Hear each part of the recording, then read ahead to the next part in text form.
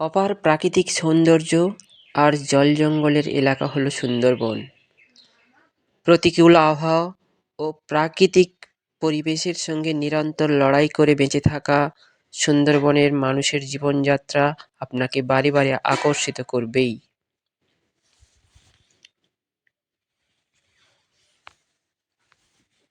আজ আমরা দর্শক বন্ধুদের সুন্দরবনের ভগবতপুর কুমির প্রজেক্ট ঘুরে দেখানোর চেষ্টা করব। ভারতের সুন্দরবনের প্রায় দক্ষিণে সপ্তমুখী নদীর তীরে অবস্থিত এই ক্রোকোডাইল প্রজেক্টটি পর্যটকদের মুগ্ধ করবেই।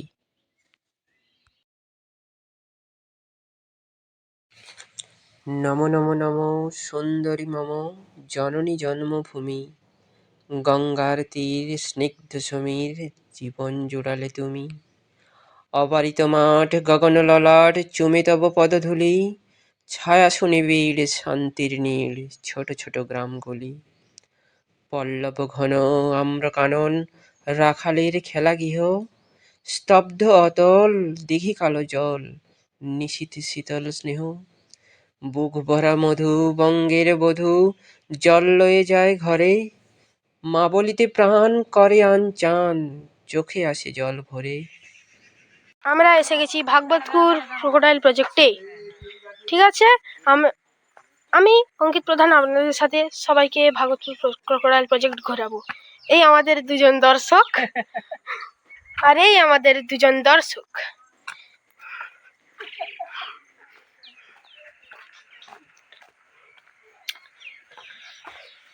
এইখানে আছে কুমিরের ছানা, কুমিরের নষ্ট হওয়া ডিম, কুমিরের আরেকটা ছানা বড় বড় ডিম, আর আছে কুমিরের বড় ছানা আর একটা হাঙর।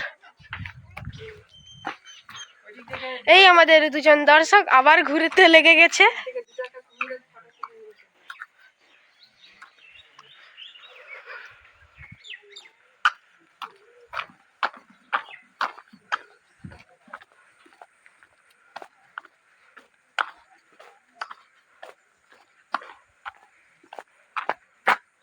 এই যে এখানে সব রেঞ্জার্সদের ফটো আছে। Ranger house. চুপ করো চুপ করো, মানুষের গন্ধ পাইছি।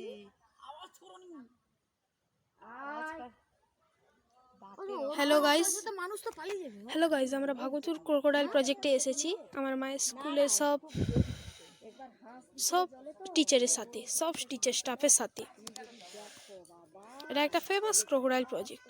এখানে আছে অনেক ধরনের কুমির। এই দেখুন,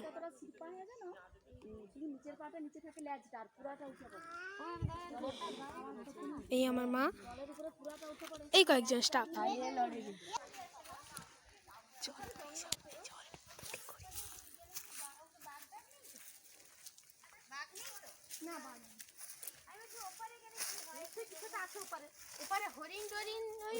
এই দেখুন ভাগবতপুর ক্রোকোডাইল প্রজেক্টের মন্দির। না না এইটা না, এইটা এটা বনবিবির। এই দেখুন মন্দিরটা ঠিক করে দেখা যাচ্ছে, আপনারা হয়তো ঠিক করে দেখতে পাবেন। এখানটা বনবিবি আর পাশে আরো দুটো ঠাকুর। এই দেখুন খুব সুন্দর না? আমাদের সবাই ম্যাম এবার খেতে বসেছে, আর আমাদের মনীষা আন্টি, যাকে বলে শর্ট ফর্মে অলরাউন্ডার, তিনিও এখন খাচ্ছেন। আর এদিকে সব বাচ্চা বাচ্চা খাওয়া বন্ধ দিয়েছে তো দেখছি। সেটা মার হেলাম হেলাম নিয়ে কি এখানে যারা আছে চোর থাকে, তারা যখন এই যে এখান থেকে যখন পালিয়ে যায় তখন এইগুলো দিয়ে জোরে বল। এখানে যখন কোনো কিছু চুরি হয়ে যায় তখন চোরগুলো সুবিধা পেয়ে এইখান দিয়ে চলে যায়, অন্য দিক দিয়ে চলে যায়, কিন্তু এখানে এরা গোপন রাস্তা করে রেখেছে, তাই এখান দিয়ে যেতে পারে না ওরা। আমি একটু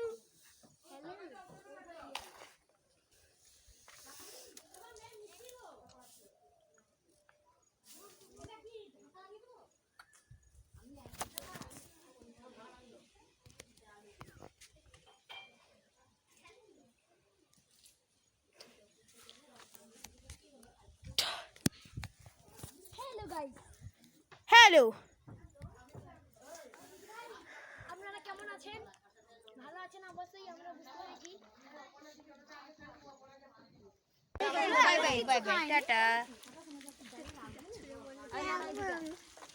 ম্যাম এই ম্যাম সব থেকে সুন্দর কবিতা বলেন। হয়ে থাকুন আমাদের সাথে, আমরা দেখা করছি কিছুটা দূরে গিয়ে। এইখানে 3-4টে কুমির এক্ষুনি উঠে এলো, কিন্তু এরা থেমে গেল।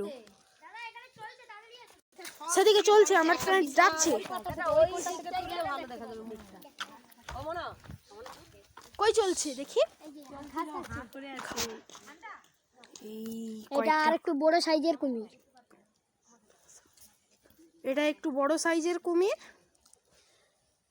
আপনারা ঠিকই দেখছেন, এটা আরেকটু বড় সাইজের কুমির।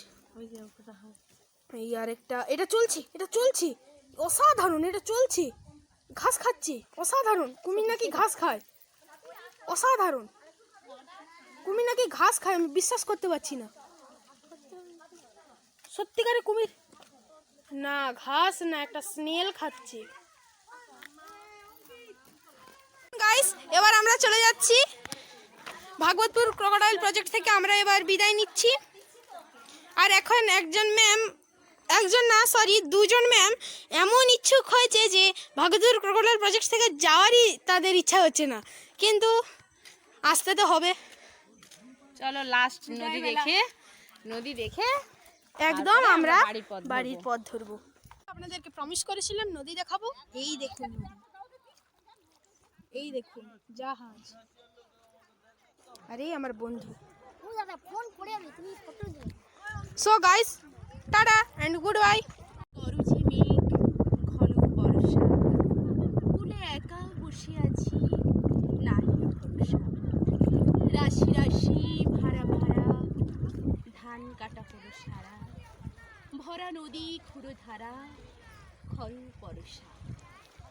কাটিতে কাটিতে ধান এলো বরষা, একখানি ছোট ক্ষেত আমি একেলা, চারিদিকে বাঁকা জল করিছে খেলা, পরপারে দেখি আঁকা তরু ছায়া বসে মাখা, গ্রামখানি মেঘে ঢাকা প্রভাত বেলা, এপারেতে ছোট ক্ষেত আমি একেলা।